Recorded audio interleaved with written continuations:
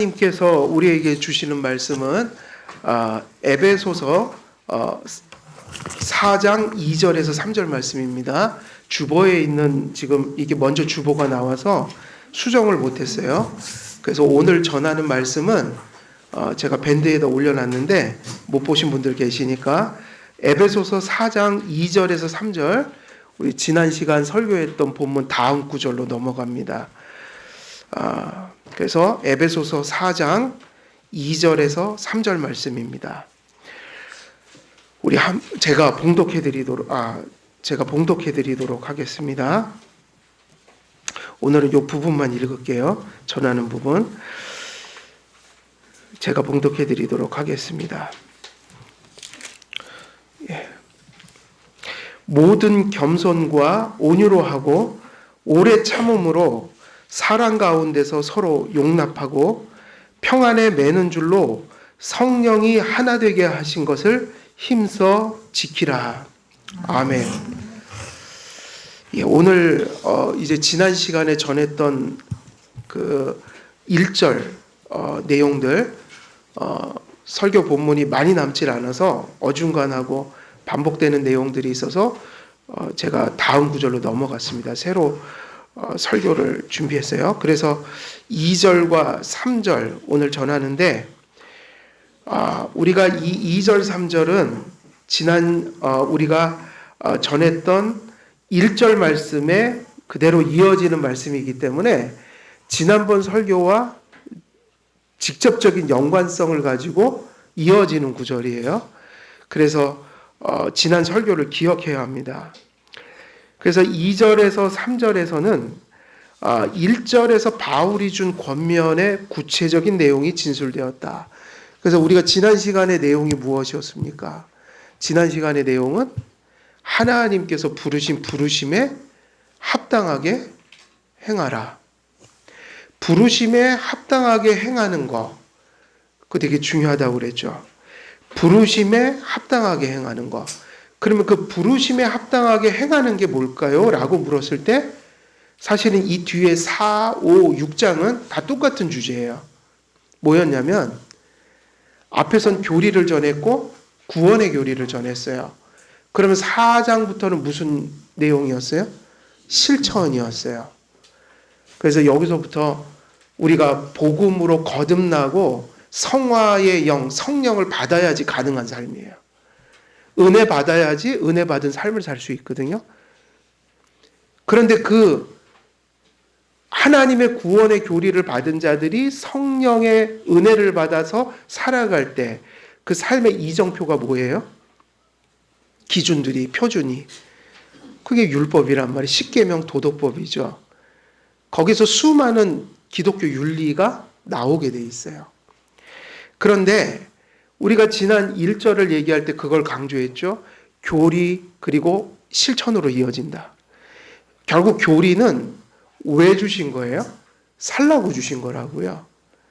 구원을 전하고 은혜를 인식하고 그 상태로 삶을 살게 하기 위한 것이니 교리를 아멘으로 받았으면 살아야 됩니다. 근데 항상 잊지 말 것은 완전하게 살 수는 없으니까 죄사함의 은혜 속에서 불완전하지만 계속 전진해야 된다고요. 그래서 열심히 살고 또 유혹이 있고 우리 안에 죄성이 있으니 죽을 때까지 투쟁하는 삶을 살아야 된다고요. 영적 갈등이 있어야지 정상인 거예요. 자꾸 교회들은 부담 없는 교회, 영적 갈등이 없는 교회를 만들려고 하는데 그렇게 하면은 성경적인 교회가 아니에요. 말씀이 우리 안에 생각해 보세요. 우리 안에 죄성이 있잖아요. 말씀이 들어오니까 충돌하겠어요? 안 하겠어요? 언제까지 충돌할까요? 우리 죄가 없어질 때까지. 그럼 당연히 성도의 삶은 스트러글이 있는 삶이에요. 그 투쟁 때문에 나쁜 길 가다가도 안 가는 거예요. 그래서 교회를 너무 편안한 곳으로 만들면 안 돼요. 하나님의 복음이 분명해야 되고 십계명의 정신이 분명히 가르쳐지는 교회가 될 때 성령님이 그 속에서 역사하셔서 실천을 만들어내시는 거예요. 그래서 교리는 실천으로 이어진다. 실천의 핵심은 무엇인가? 허물과 죄로부터 구원받고 새 사람이 되고 새 인류가 된 공동체가 그 각 구성원 한 사람 한 사람들 속에 거듭난 성품이 나타나서, 그런데 그 실천은 어떤 실천이었어요? 개인적으로 착해지고 이런 걸 넘어서 있다. 그게 뭐였죠? 그 중요한 걸 말씀드렸잖아요. 교회론이 빠지면 안 된다. 지금 이 성경 구절을 보면 그냥 상식적으로 읽어도 다 알 수 있는 말씀이에요. 본문이 그렇게 쓰여 있으니까요. 왜 성령의 거듭난 성품을 나타내라고 했냐면 그 성품이 있어야만 죄성을 가진 사람들이 모인 교회가 유지될 수가 있는 거고 세워질 수가 있는 것이고 그것을 통해 하나님이 일하실 수 있는 거야. 그러니까 하나님이 거듭난 새 성품을 주신 것은 뭐를 이루라고 주신 것과 직결되어 있는 거야? 교회예요. 그래서 교회론이 빠지면 안 되는데, 제가 지금까지 교회 생활하면서 이 구절을 설교를 여러 번 들었지만 교회론을 얘기하는 목사님을 들어본 적이 없어요. 다 이렇게 이해하죠. 착한 사람 되세요. 헌신하는 사람 되세요. 여러분 변화돼야 합니다. 그 자기도 그지 내가 개인적으로 변화되는 것 이상을 생각 안 해요. 근데 이 본문 보면 그런 얘기가 아니에요. 우리가 변화돼서 교회를 이루라는 얘기예요. 그러니까 지금까지는 이렇게 가요. 개인적으로 신앙의 열심도 있어요. 개인적으로 주님을 엄청 사랑하는 것 같아요. 그런데 교회는 없어요. 그 마음속에. 이런 사람 많잖아요. 교회에 나가더라도 내가 내복 받으려고 나가는 거지 교회를 사랑해서 나가는 사람이 많지는 않더라. 그게 무슨 얘기입니까? 개인주의적 신앙을 가르치고 있지 않다는 거예요. 교회를 이루는 성품이라는 것이 에베소서의 맥락이에요. 교회론이 빠지면 아무것도 얘기할 수가 없어요. 그러니까 여기서 거듭나는 성품으로 우리가 변화돼야 되는 이유는 무엇이 되기 위한 것이죠? 교회의 지체가 되게 한 거라고요. 그것 때문에 그 성품을 주셨다는 문맥이에요. 근데 우리는 어떻게 이해해요? 그냥 사랑이 많은 사람, 온유한 사람 되는 거.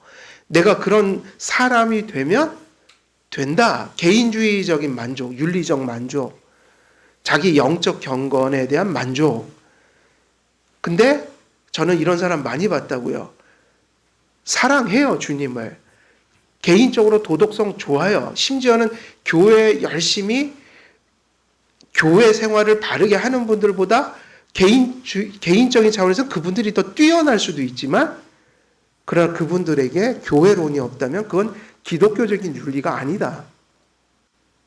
그래서 그런 분들 많잖아요. 개인적인 역량은 좋은데 교회를 안 나가거나 교회의 한 지체로서 생활을 하지 못하는 분들이 계시다. 심지어는 이런 생각을 갖는 거죠. 내가 혼자 잘 믿으면 되지? 굳이 교회에 관계를 굳이 가질 필요가 있겠어? 하나님이 나 알거든, 내가 믿는 거. 근데 그게 말이 되나요? 믿음이라는 게 교회를 이루라고 주신 부분이 절반이라고요. 오늘 에베소서를 보면 그렇게 얘기했잖아요. 허물과 죄로부터 너희를 살리셨고가 복음의 내용이라고 했고, 그 절반은 뭐죠? 바울이 받은 계시가 그렇다라고 에베소서에 기록하고 있다고요. 이방인과 유대인이 벽을 허물고 서로 진리와 사랑 안에서 한 교회를 이루라. 바울에게 이건 복음이었다고요.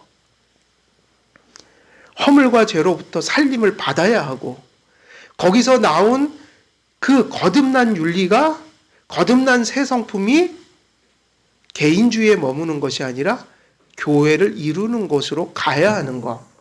이게 부르심의 전체예요. 그러니까 교회론이 생략될 수가 없는 거예요. 2절에서 3절에서 바울은 너희가 부르심을 받은 일에 합당하게 행하여, 이것에 해당하는 의미들이 무엇인지 2절, 3절에서 이제 풀고 있는 거예요.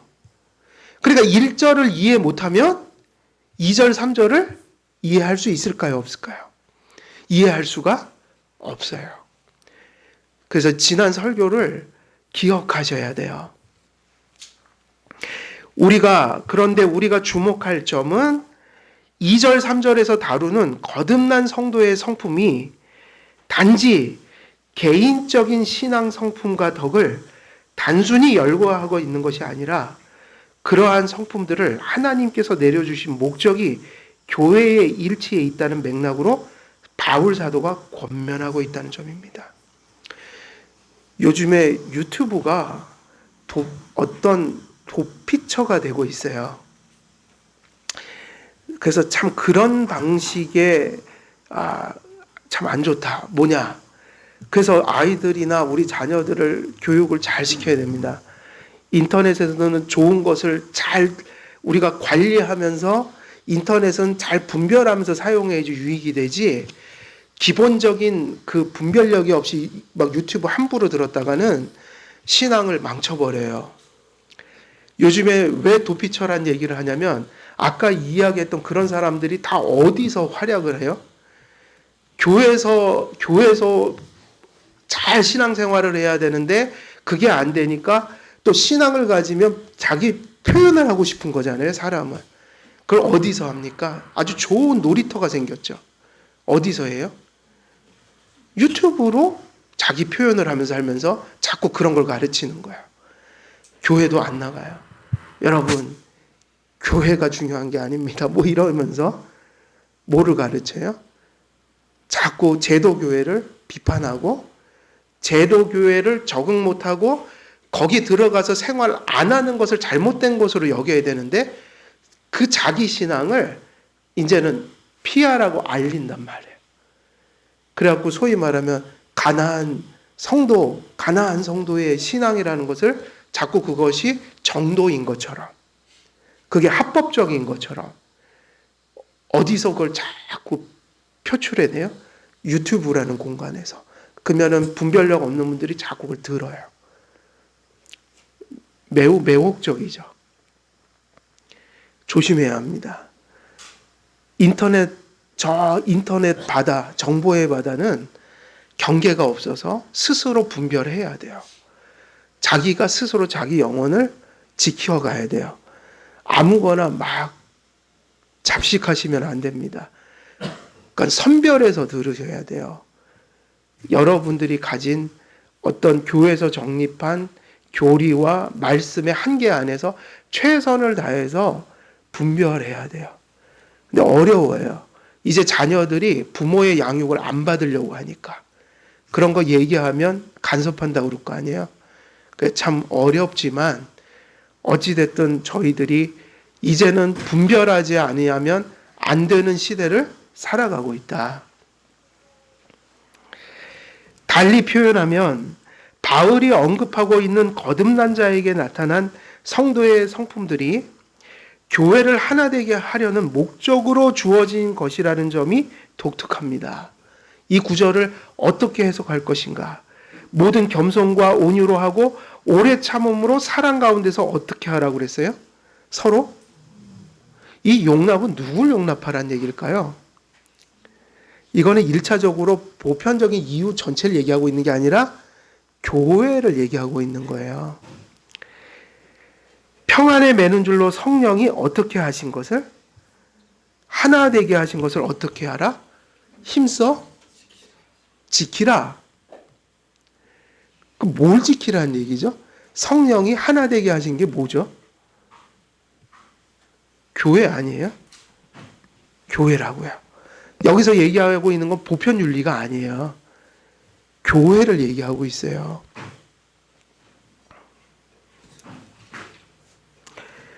그래서 이 구절은 겸손, 온유, 오래 참음, 사랑, 서로 용납함, 평안에 매는 줄로 힘써 지키는 일들이 거기서 뭐가 중심 주제인 거예요?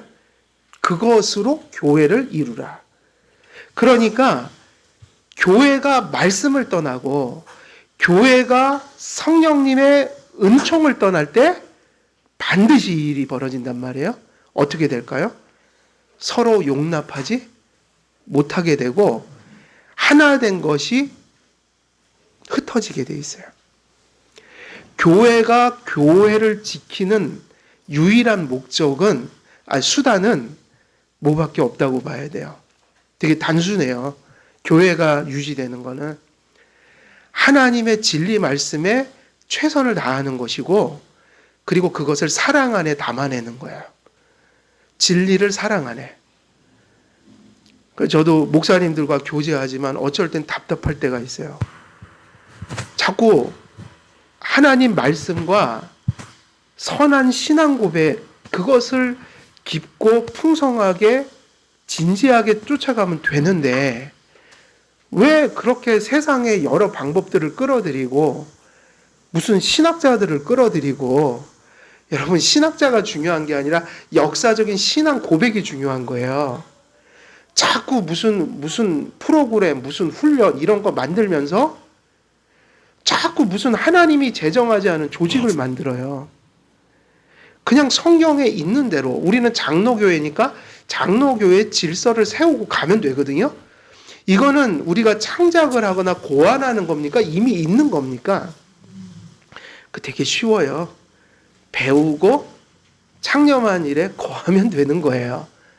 근데 자꾸 복잡하게 만들어요. 자꾸 그 본질을 떠나가니까 잘 될 것 같지만 잘 될까요? 안 될까요? 제가 보기에는 안 돼요. 잘 돼도 문제예요. 잘 되면 그 교회가 커지면 문제를 일으켜요. 그러니까 잘못된 교회는 커지면 안 돼요. 잘못된 교회는 힘을 얻으면 안 돼요. 정말 이단들이나 교회의 표지가 잘못된 교회들은 차라리 흩어져 버려야 돼요. 그래서 사회와 교회, 교계에 무리를 일으키지 말아야 되거든요. 근데 사람들은 이미 시대성이 타락해서 잘못된 데를 좋아하더라고요. 이단들이 그렇게 많이 모이잖아요. 어떻게 그렇게 모일까? 비상식적인 얘기를 전하는데도 저렇게 잘 모일까? 맞죠? 예수와 말씀을 가슴속에 정립하지 못하면 잘못된 것이 좋아 보이게 돼 있는 거예요. 왜냐? 부패한 본성은 원래 잘못된 것을 사랑하게 돼 있어요. 그래서 물량으로 따지면 정말로 안 되는 시대가 도래한 거예요. 그래서 엄밀히 말하자면 4장 이후로 이제 무엇을 이야기하고 있습니까? 실천에 관한 바울의 권면이 시작되는데, 그 권면의 본질적인 주제는 뭐예요? 교회의 하나됨. 그래서 모든 주석책을 다 뒤져보면요, 제가 에베소서 준비하려고 한 10권 이상은 꼭 살펴요, 주석을. 근데 다 똑같은 얘기예요. 제목이 다 그렇게 붙어 있다고요. 교회의 통일성. 지금 4장 이후로는 교회의 통일성을 얘기하고 있는 거예요. 왜 그렇죠? 본문이 지금 그 얘기를 하고 있잖아요. 성령이 하나 되게 하신 것을 어떻게 하라? 힘써 지키라. 성령이 하나 되게 하신 게 뭡니까? 교회를 이루고 하나 되게 하고 일치하고 지키라. 부르심에 합당하게 행한다는 말씀의 의미는 교회의 지체로서 모든 성도들이 부족하고 여죄를 품고 살기 때문에, 그래서 교회를 강조할 때 이 점도 반드시 강조해야 합니다. 교회가 이렇게 중요한 거지만 교회는 교만해지면 안 됩니다. 하나님이 소중하게 여기고 당신이 이 땅에서 사용하는 유일한 공동체예요. 하나님 나라를 이루는. 그러나 교회는 교만하면 돼요, 안 돼요? 왜 그렇죠? 교회에 뭐가 남아있기 때문이에요? 불완전함과 죄성이. 왜 그렇죠? 목사부터 장로도 성도님들도 이 세상에 모든 존재하는 교회를 이루는 그 사람들은 죄성을 가졌단 말이에요. 그래서 교회를 교만하게 시작하면, 그래서 교주가 나오고 이단같이 그런 교회들이 나오는 거예요. 교회는 교회의 거룩함과 소중함을 정말 목숨만큼 사랑하면서도 교회는 겸손하게 가야 합니다. 그래서 우리가 의지하는 것은 엄밀히 얘기하면 교회는 수단이잖아요. 교회가 아니라 교회를 사용하시는 주님을 높이고 주님을 의지하는 교회가 돼야 돼요. 교회는 하나님 앞에 모두가 바로 우리가 성전이잖아요. 우리가 성전이고 우리가 교회란 말이에요. 교회는 우리가 교회면서 우리의 관계 속에 교회가 있는 거예요. 건물이 교회가 아니라.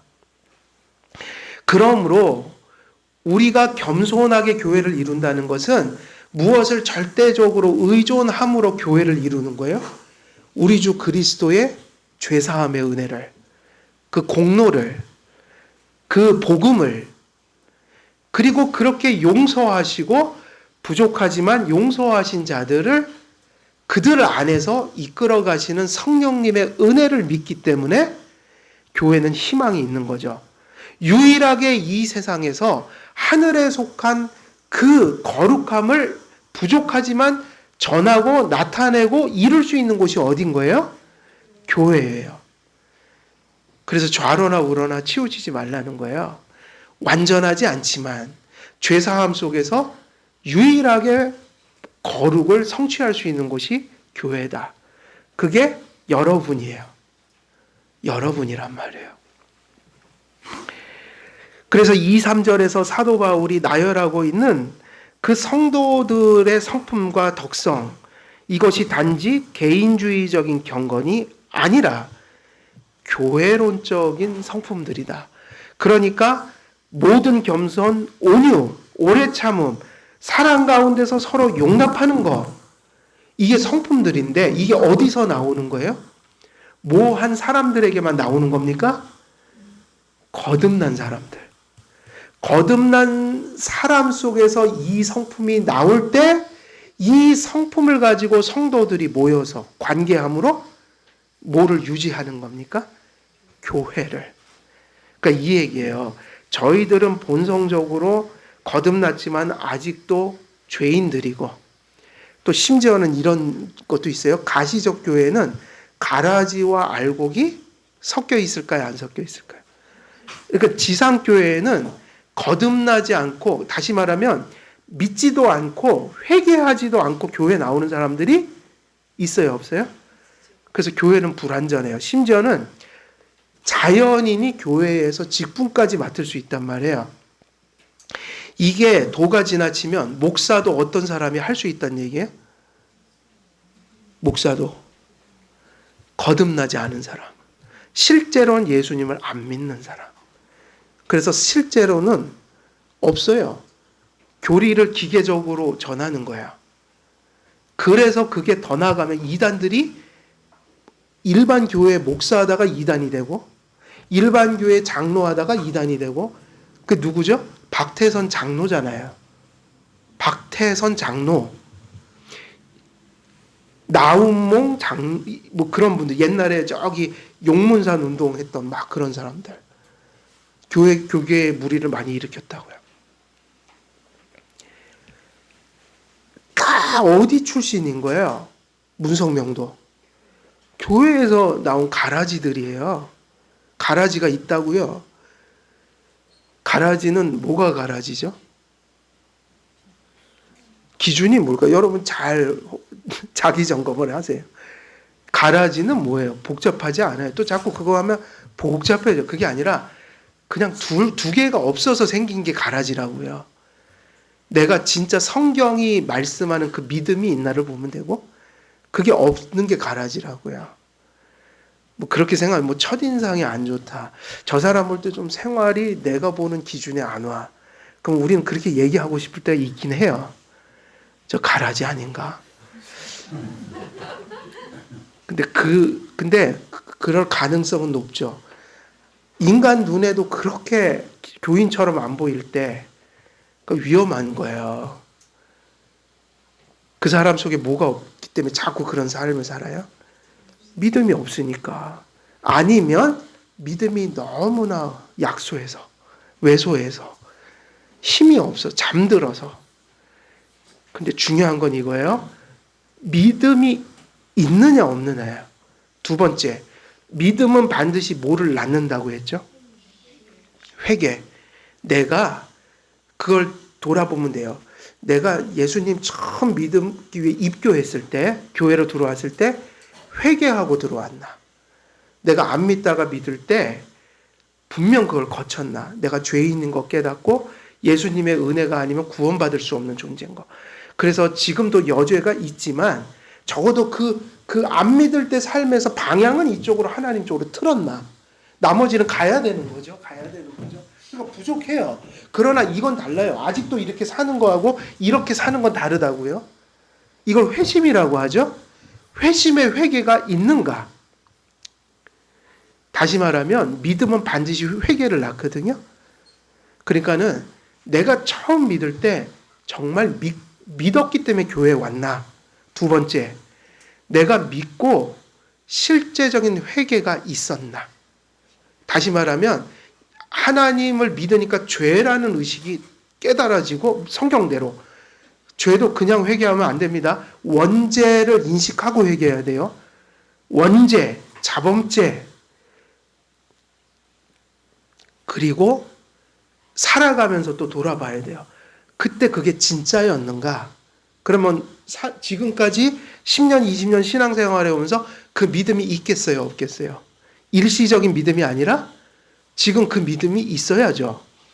정상적이라면 많이 잘하셨어야죠. 믿음이 있는가? 그리고 회심의 회개는 끝났지만 성화의 회개를 이루어가고 있는가? 내가 무슨 정말 잘못해서 넘어지면 회개부터 하고 있는가? 혹은 아무리 죄를 져도 회개할 마음이 없는 것 같다 나는. 죄송하지만 그분은 회심하셔야 합니다. 아직 회개가 없는 거예요. 내가 예수님을 믿으면서 완전하지는 못하지만 믿음이 거듭되고 성화의 회개를 거듭하며 많이 넘어졌지만 그래도 내 삶 속에 성화의 진전이라는 것이 보이는가? 다시 말하면 이 사람과 이 사람의 차이는 뭘까요? 한쪽은 하나님의 임재 의식을 가지고 사는 사람이고 한 사람은 말로 하나님을 얘기할 뿐이지 실제로는 하나님 생활 속에서 실제 삶 속에 하나님이 없이 사는 사람이라고요. 그걸 루이스 펄코프가 뭐라고 그랬냐면 외적인 고백을 겉으로는 하지만 삶의 실제가 전혀 없다는 것은 실천적 무신론자다. 실천적 무신론자. 근데 여러분 아무리 신앙이 약해도요. 아무리 약해도 믿음과 회개의 실제가 없을 수 있을까요? 거듭난 자에게? 연약한 것이 있어야지 정상이잖아요. 자기를 점검해야 돼요. 그래서 자기가 믿음과 회개가 분명하다면 하나님 감사합니다. 겸손하게 이 믿음, 이 회개 하나님 주신 것이니 감사하면서 이거 자라가게 해주세요. 기도하면 되고요.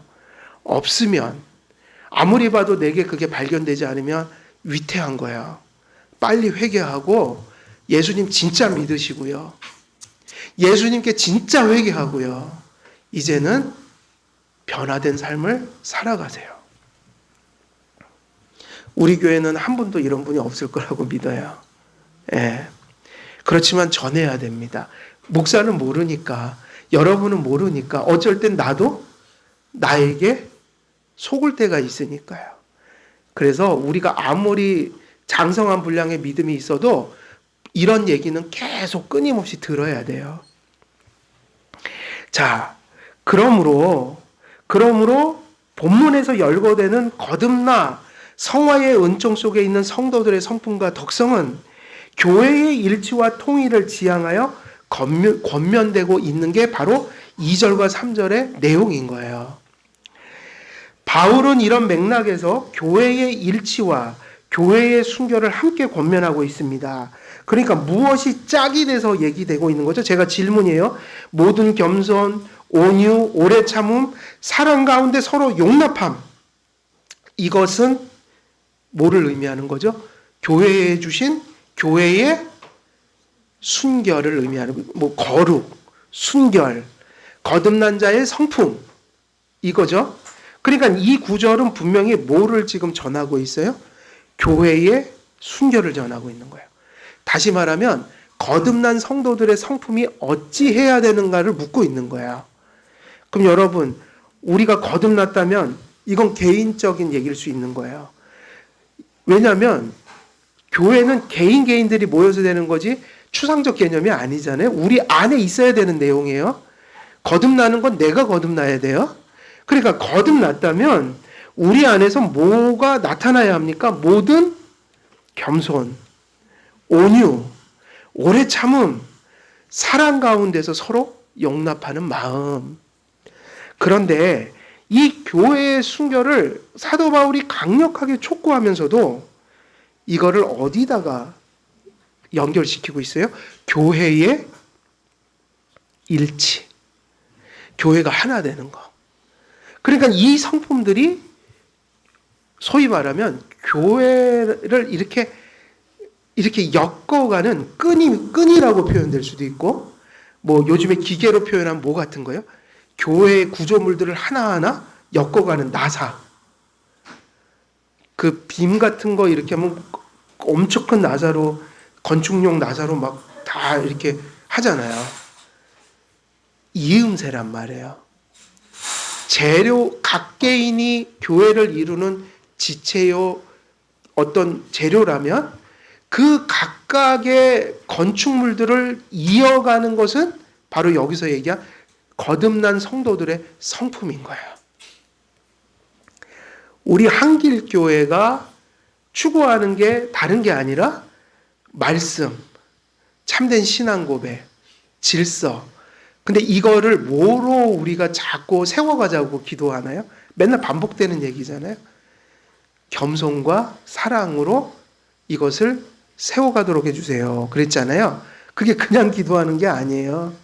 이 얘기를 하는 거예요.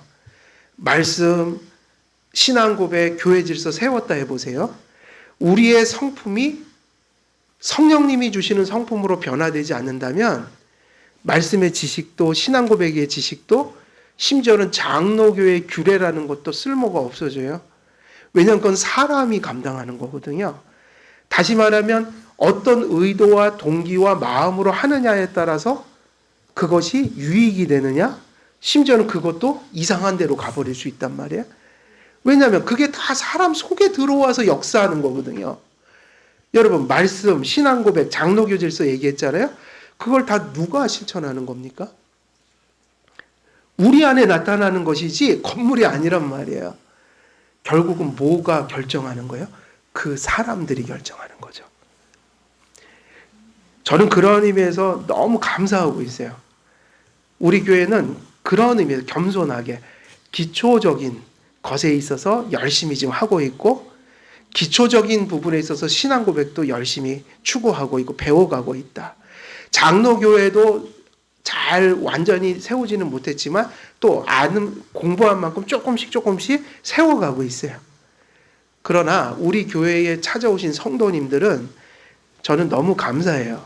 저분들의 마음속에 하나님이 그런 선한 성품을 주신 것 같아요. 저는 감사해요, 개인적으로. 그리고 존경해요, 여러분들을.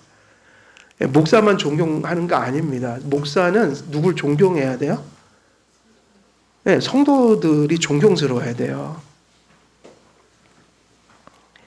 그래서 사도 바울은 2절과 3절에서 무슨 얘기하죠? 교회의 일치와 교회의 뭐를 지금 묶어서 얘기하고 있습니까? 순결을. 이건 한 쌍이에요. 언제나 교회는 교회 거룩을 얘기할 때 뭐를 염두에 두고 있는 거예요? 그것만이 교회를 세울 수 있는 거예요. 또 달리 표현하면 사도는 연합과 사랑 그리고 순결과 거룩함을 분리되지 않은 맥락으로 연관지어 권면하고 있습니다. 개인이 거듭나고 성화되며 변화되어 새 인류, 새 사람의 성품과 덕성을 나타내야만 성도가 부르심에 합당한 일을 행할 수 있게 됩니다. 그러나 동시에 한 성도가 새 인류, 새 사람의 성품을 소유하도록 은혜를 베풀어 주신 그 이유는 그러한 성품으로 성도들이 모두 어우러져 하나 되어 교회를 이루도록 하시기 위함입니다. 이게 되어야만 그 다음에 어디로 갈 수 있는 거예요? 교회를 이루어야만 사회에서 보편가치 속에 들어가 시민으로서 빛과 소금의 역할을 행함으로 하나님께 영광 돌릴 수 있게 한다. 그런데 좀 교회에서 약간 순서를 뒤집는 경우가 많아요. 자꾸 사회활동에 초점을 맞추는 교회가 있어요. 아니에요. 우리는 교회가 먼저예요. 그리고 그 다음 얘기는 교회가 하는 게 아니라 시민으로서, 믿는 시민으로서 여러분이 각 곳에 흩어져서 거기서 빛과 소금 역할을 해야 되는 거예요. 거기는 교회 소관이 아니에요. 다만 교회로서 흩어져서 교회의 이름으로 여러분이 선한 시민이 돼서 세상 사람들에게 영광을 돌리게 해야 돼요. 하나님께. 그러니까 우리는 뭐에 집중해야 돼요? 교회는 사회가 아니에요. 사회는 결과지. 뭐가 이루어지지 않으면 사회에서 하나님 영광을 가리워요? 교회가 될 수 없다면. 그게 먼저라고요.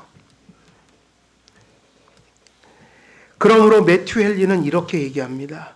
우리가 모든 그리스도인에 대해서는 신실한 동료, 모든 죄에 대해서는 철천지 원수가 되지 못한다면 부르심을 받은 일에 합당하게 행하는 것이 아니다. 매튜 헨리가 이 구절을 주석하면서 이렇게 얘기했다고요. 우리가 모든 그리스도인에 대해서는 신실한 동료가 되어야 하고 주신 성품으로 제일 먼저 해야 될 것은 개인주의적 경건을 넘어서서 교회의 선한 동료가 되어주는 게 우리의 첫 번째 소명이에요. 그리고 이것이 봉사예요. 이게 봉사라고요. 자꾸 무슨 내 만족을 해서 이런저런 성취하는 일이 봉사가 아니고 교회가 자꾸 뭐 이런저런 업적을 쌓는 게 아니라 선한 뭐가 되어주는 거예요? 동료요. 이게 봉사입니다. 하나님이 교회에 필요한 모든 은사를 주신 게 덕을 세우기 위함이다. 덕 세움은 사실은 덕을 세운다고 하니까 좀 말이 이상해졌어요. 빌딩업으로 그냥 세우는 거예요. 그러니까 은사는 뭐를 세울 때 쓰는 게 은사인 거예요? 교회를. 근데 그거를 자꾸 우리는요, 일로 생각해요. 무슨 직함을 갖는 거. 이해가 되십니까? 무슨 직함을 가지고 자꾸 조직을 만들고 거기서 무슨 구체적인 일을 하는 거를 봉사라고 생각해요. 그게 아니라 여러 가지 모양이 있겠지만 본질은 이거라고요. 우리가 그걸 한다면 여러분은 봉사하고 계신 거예요. 예배 잘 드리시고 그 말씀과 질서 안에 교제하면서 우리가 뭐가 되어주는 거죠? 서로 선한 동료가 되어주는 거. 그리고 이거를 지키기 위해서 우리가 거듭난 성품을 지켜가야 되잖아요. 그러니까 성화의 싸움과 투쟁이 필요하다. 그리고 여기서 뭐라고 그래요? 죄에 대해서는 어떻게 되라? 죄를 철천지 원수로 우리가 여기지 않으면 우리는 부르심에 받은 합당한 생활을 할 수가 없다. 그래서 우리가 지금 얘기하고 있는 전하고 있는 설교를 매튜 헨리는 이렇게 요약한 거죠. 이 말씀이 뭘 얘기하나? 첫 번째는 신실한 동료가 되라. 그런데 어떻게 가능한가? 거듭난 심령으로 되니 마음을 지키는데 성화의 싸움을 싸우라. 그럼 이걸 아주 강하게 표현한 거예요. 죄를 뭐로 여기는 교회만이 이걸 지켜갈 수 있는 거예요? 철천지 원수로 여기라. 그래서 우리 성도님들이 늘 깨워서 부족하지만 그런 마음을 가져야 돼요. 늘 하나님 앞에 교회에 계시든지 특별히 교회에서 그거 중요하지만 어디 가서 더 중요해요? 가정으로 좀 돌아가서 바르게 사셔야 돼요. 그리고 사회에서 일하실 때 그 안 믿는 자와 믿는 자가 뒤섞여 사는 그 사회에서 좀 똑바로 우리가 이것을 좀 보여야 한다. 그래서 자꾸 돌아봐야 합니다. 내가 죄를 철천지 원수로 여기는지 그거를 벗으로 삼고 있는지. 그래서 자꾸 생각하는 크리스찬이 돼야 돼요. 가정에서 내가 가족들 대할 때, 직장에서 직장 동료들 대할 때, 뭐 교회는 당연한 얘기고요. 교회에서 되었을 때 그거를 가정에 가서 실천해야 한다. 직장에 가서 실천해야 된다. 그럼 그 얘기가요, 자꾸 추상적으로 여겨지면 되게 힘들어져요. 자꾸 뭐 사랑을 추상적으로. 그러니까 아주 구체적으로 얘기할게요. 지금 바로 이 살을 부딪히고 살아가는, 오늘도 한 밥상에서 밥 먹고 있는 내 어머니, 아버지, 내 자식들, 어떻게 내가 지금 대하고 있는가를 거기서 하나님 임재가 느껴져야 된다고요. 이해되시는가요? 그리고 회사 가서 내가 높은 사람이면 낮은 사람들을 어떻게 대하는가? 내가 어떤 그 위계 질서 속에 있으면 또 내 위에 두신 사람들을 어떻게 내가 또 그 회사가 잘 되도록 질서 있게 또 잘 섬기는가? 섬긴다기보다는 그런 질서를 존중하는가? 그래서 덕을 세우는가? 그래서 사람은 위에도 사람 있고 아래도 사람 있잖아요. 이걸 다 잘해야 돼요. 그거는 의식하고 살아야 돼요. 결정적으로 누가 의식이 되어야지 그게 될까요?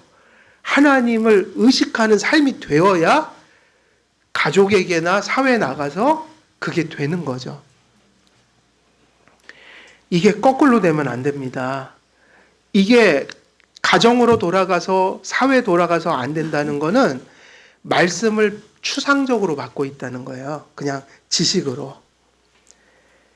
그래서 성도들은 하나님께서 기뻐하시는 교회를 위해 거룩해져야 하며, 이게 이제 기도 제목이 되는 거죠. 거룩해지는 것은 우리가 거룩해질 수 있습니까? 은혜를 받아야 합니까? 받아야 되는 거죠. 그러니까 간구해야죠. 이건 하나님이 주시는 거니까, 약속이니까 기도해야 합니다. 그래서 여러분, 기도하면서 사람은 거룩해집니다. 모든 죄를 철천지 원수로 대하지 못하면 서로에게 교회의 지체로서 신실한 동료가 될 수 없습니다. 성도 한 명 한 명 속에 거룩하게 하시는 성령의 역사가 나타날 때 거룩한 교회를 이룸으로 부르심에 합당하게 행하는 일이 나타나게 됩니다. 늘 상기해야 합니다. 이 시대가 늘 망각하기 때문에 더욱 관심을 가져야 할 부분입니다. 복음은 구원론적인 동시에 무엇과 연관되어 있어요? 교회론적인 의미를 담고 있다.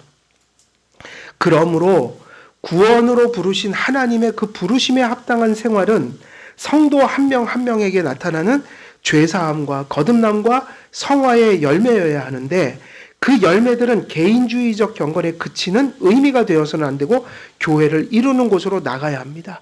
그러니까 이게 맞죠. 교회론과 구원론은 다른 거지만, 교회론, 복음은 구원론 중심이긴 하지만 그 복음은 뭘 담고 있어요? 교회론의 결실이 뭐가 되어야 한다는 거예요? 교회론의 결실이 온전한 교회를 이루는 것으로 나타나야 된다. 그래서 가시적인 교회는 누구의 영광입니까? 하나님의 영광이라고요. 교회는 하나님의 영광이야. 그거를 비추는 곳이에요. 그래서 목사님들이 말씀대로 해야 되고, 신앙 고백에 충실하게 해야 되고, 장로교라면 장로교 질서를 존중해야 되고, 그것을 목사와 성도들과 또 장로님 당회를 이루고 뭐 이런 것들이 다 사랑과 겸손으로, 온유함으로 그것을 수종들면 되는 것이다. 이것이 다 합쳐질 때 교회의 어떤 가시적인 것이 드러나는 거예요. 그래서 구원으로 부르신 부르심에 합당한 생활은 결코 개인이 무인도의 한 섬처럼 교회와 괴리되어 소유하고 경험되고 나타날 수 있는 성격의 것이 아니라 성도의 교제 가운데, 그리고 성도의 연합 가운데 실제한다. 이것이 실제해야 한다. 성령께서는 교회 안에서 각 성도들을 교회와의 관계를 통해 부르심에 합당한 열매를 베풀어 주시고 경험하게 하십니다. 이 얘기는요, 그런 목적으로 주시는 게 그러한 성품들이라면, 또한 그런 성품들은 어떤 관계 속에서 주어지고 자라가고 경험될까요? 무엇과의 관계 속에서? 교회와의 관계성 속에서 경험되어지는 거예요. 여러분, 뭐 예를 들면 의사가 처방하는 약들은 누구 속에서 그 약의 효력이 경험되어져요? 환자들 속에서. 대상이 있는 거잖아요.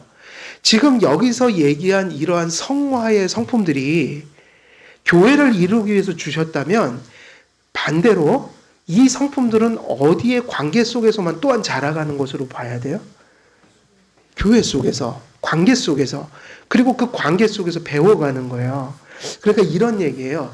이런저런 교회의 관계를 맺음으로 좋은 일도 경험하고 어려운 일도 경험하겠죠? 여러분, 관계를 시작한다는 것은 반드시 이걸 포함해요. 사람들이 왜 관계를 회피하면서 하나님을 믿으려고 하는지 아세요? 이기적이기 때문이에요. 왜냐하면 관계는요, 반드시 십자가를 동반해요. 그 얘기 무슨 얘기냐면요, 여러분이 내가 결혼을 한다고 해서 결혼하셨잖아요. 결혼을 통해서 얻는 게 정말 크니까 결혼을 했지만 여러분은 결혼하는 순간에 수많은 것들을 사실은 잃었어요. 맞아요? 틀려요? 근데 이런 판단 때문에 결혼한 거 아니에요?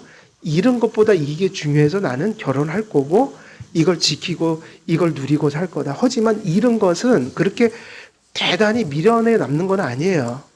왜냐하면 결혼해서 좋은 게 더 많으니까. 하나님이 결혼이란 제도를 통해서 주시는 게 많으니까. 하지만 이것이 인정 안 되면 절대로 그 어려움을 감당할 수는 없어요. 그게 무슨 얘기냐면 결혼만이 아니라 관계 자체라는 게 반드시 일부의 어려움이 같이 오는 거예요. 그러니까 제일 이 세상에 편한 건 뭐 안 하는 게 제일 편한 거예요? 관계 안 하고 사는 거. 아무하고도. 어디로 들어가 버리면 제일 편안한 삶에서 산속으로 들어가면. 저는 요즘에 나는 자연인이다 이걸 재해석하고 있어요. 성경적이지 않다. 제일 비겁한 모습이에요. 기독교인들에게. 그리고 다 거기 들어간 이유는 상처예요. 네. 근데 잘 들어보세요. 관계를 하는 순간부터는 내게 책임이 생기는 거라고요. 그리고 관계를 한다는 것 자체가 완전한 자와의 관계예요? 불완전한 자의 관계예요? 불완전한 자끼리 만났기 때문에 반드시 그 불완전함을 내가 감수하고 경험하는 것 속에서 그거를 이겨낼 때 사랑을 소통할 수 있는 거야. 그러니까 관계는 실제로 뭐를 동반하냐면 반드시 관계는 두려움이 동반돼요. 사람을 처음 관계할 때도 두려움이 있고 경계심이 들고 교회로서 우리가 처음에 입교할 때도 이러한 거룩한 부담감이 오는 거예요. 근데 그게 사람의 도리라고요.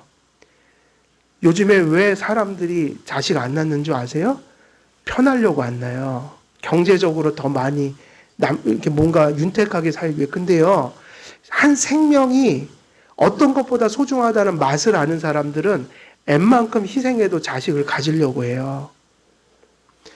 그러면 자식 키우는 게 고통이거든요. 왜 자식을 키우냐? 거기서 하나님이 주시는 뭔가가 있으니까 또 그걸 감수하는 거죠. 그 얘기는 무슨 얘기냐면 모든 관계가 다 어려운 거예요. 근데 사랑이라는 것은 그 십자가를 지는 사람들에게만 나타나니까 교회를 통해서 사랑을 배워간다는 건 무슨 의미냐면 상대방의 연약함을 경험하기 시작한다는 거예요. 상대방의 문제를 직면하기 시작한다는 거예요. 그리고 사랑을 인해서 소모되는 나의 에너지와 소유를 경험하게 된다는 거예요. 근데 그것이 전제되는 게 뭐예요? 아가페 사랑인 거예요. 그래서 그 어려움을 부정하면 사랑이나 관계는 다 버리게 되는 거고 그것을 감수할 때 사랑이라는 게 거기에 실제하기 때문에 소위 말하면 이 주님이 말씀하신 성품들은 교회 안에서 부족한 사람들끼리 그래도 한 형제와 자매라고 관계함으로 인해서 부딪히고 때로는 뭐 부딪히기도 하고 또 때로는 그 상대방의 연약함과 완악함을 어쩔 때는 소위 말하면 제가 이 얘기를 자꾸 반복하게 돼요. 내 별명은 은혜 받은 고슴도치다. 제 메일에는 은이라고 보통 가요. 은희의 뜻은 은혜 받은 고슴도치. 제가 딱 깨달은 인간은 부모나 자식이나 친구나 다 교인이나 다 뭐하고 비슷하면 고슴도치예요. 왜냐? 다 사랑하려고 하지만 뭐가 다 이렇게 다 붙어 있어요, 몸에. 그래갖고 다가가면 찔리게 돼 있는데 찔리지만 사랑하려면 다가가야 돼요. 이해됩니까? 그래서 사람들은요, 사랑이란 게 뭐냐면 서로 약간의 찔림을 이겨내야만 서로 관계할 수 있어요. 그래서 무슨 사랑이라고 그래요? 고슴도치도 지 새끼는 사랑한다. 그러면서 고슴도치가 그 가시가 많은데 그 새끼들도 가시가 많은데 조심스럽게 그렇게 젖도 먹이고 보듬고 살잖아요. 전 그게 신기해요. 어떻게 고슴도치가 보듬고, 얘네가 보듬고 살아가더라고요. 쥐들 가족끼리 이렇게 같이 막 모여서 보듬고 그래요. 때로는 찔리지 않을까요? 하나님 이상하게 고슴도치를 그렇게 만드셔갖고 말이죠. 그래갖고 가끔 불쌍할 때가 있는데, 그래서 이 사랑을 하려면요, 뭐를 전제해야 될까요? 아픔을 전제해야 되고, 고통을 전제해야 되고, 그 사람의 완악함까지도 직면하는 게 교회적 사랑이에요. 그러니까는 이런 게 없는 교회를 꿈꾸는 사람들은 지금 환상에 빠진 거고, 제가 그 사람의 신학이 아주 건전하진 않아도 디트리트 보네퍼라는 사람이 그 얘기를 했다고요. 성도의 교제와 사랑은 언제 시작되느냐고 물었거든요. 그들의 완악함과 그런 것들이 다 드러나는 시점에서 그 사람에게 걸었던 모든 기대가 허물어지는 순간이 이제 서로가 사랑을 진실로 하게 되는 시점이 되는 것이다. 좋을 때는 얼마나 사랑하기 좋은데요. 근데 그때 사랑하는 게 무슨 사랑이에요? 크리스찬의 사랑인 거야. 그래서 제가 이 말의 골자는 이겁니다. 교회 밖에서는 성화를 이룰 수 없어요. 반쪽짜리 성화예요. 개인 성품. 내 착하게 살아갑니다. 사회에서 이런저런 좋은 일 많이, 그건 아니에요. 먼저 교인이 되어야 합니다. 성화는 교회에서 성도들이 부딪히며 그 사랑을 실천하는 곳에서 이런저런 산전, 수전을 다 겪으면서 아, 성령님이 이렇게 사랑을 이루어 가시는구나. 이것이 무슨 성화예요, 성화. 그러니까 성화는 교회론적인 거예요. 이것이 중요하다. 오늘 말씀을 정리합니다. 오늘 말씀의 골자는 1절과 2절의 핵심은 뭐였죠? 하나님께서 거듭난 자에게 주신 성품, 이것이 무엇을 이루게 하시는 수단이었어요? 교회의 하나됨을. 그러므로 이 성화와 거듭난 성품은 어떤 결론으로 귀결되어야 합니까? 이것이 구원론이 교회론적으로 귀결되어야 한단 말이에요. 우리가 선한 성화의 성품을 갖는 것은 교회를 이루라고 주신 거예요. 그리고 사회에서의 선함은 교회가 흩어져서 하나님이 세우신 교회로서 빛과 소금의 역할을 하는 게 맞는 거다. 개인주의적인 것이 아니다. 이런 의미들을 이야기하면서 다시 한번 우리가 성화를 추구할 때 하나님 앞에 거듭난 자들에게 나타나는 그 성품을 성화 속에서 자라가게 할 때 우리가 이것이 무엇을 이루는 것이 하나님의 목적이신지를 분명히 인식하여, 그래서 우리의 기도 제목은 두 가지가 돼야겠죠. 주여, 제 심령을 성화되게 하옵소서. 제 삶을 성화되게 하옵소서. 그래서 성화된 우리들이 교회를 이루어 하나님이 기뻐하실 만한 온전한 교회를 이루게 하여 주옵소서. 그래서 나의 기도가 한길교회의 기도로, 공교회들을 향한 기도로 이어지는 것. 이것이 지금 본문에서 이야기하고 있는 바로 핵심적인 메시지인 것입니다. 우리 한길교회 모든 성도님들도 이와 동일한 은총을 받아 여러분의 심령이 그리스도의 마음으로 늘 변화되고 자라가고 그 마음으로 우리 모두가 서로 선한 성도로서의 교제를 이루어가는 그런 한길교회 되기를 우리 주 그리스도의 이름으로 간절히 축원드립니다. 기도하겠습니다. 은혜가 풍성한 하나님 아버지, 오늘도 본문 말씀을 전하였습니다. 이 본문 말씀 하나님께서 주신 대로 우리 심령 속에 깨달아지게 하시고 믿어지게 하시고, 그리고 이 말씀이 결실하여 우리가 주님을 닮아가며 하나님 모신 아름다운 교회를 세워갈 수 있도록 하나님이 역사해 주옵소서. 감사드리오며 우리 주 예수 그리스도의 이름으로 기도드리옵나이다. 아멘.